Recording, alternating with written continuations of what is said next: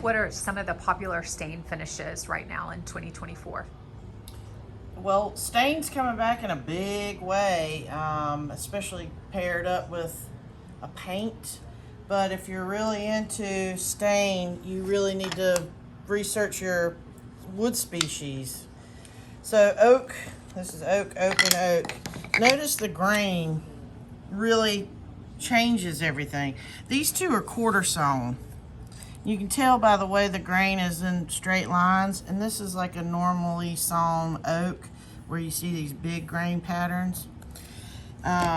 So that makes a difference in the stain color.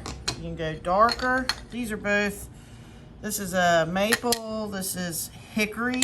Hickory's a lot like oak, but it gets a little crazy.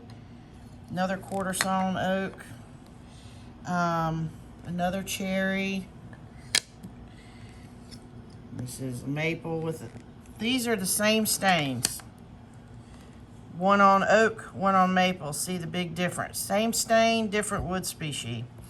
So you find the general color of the stain that you want, but then the wood species will also make a difference in whether or not it goes rustic or more modern, traditional, whatever. So those are popular right now, this warm brown color.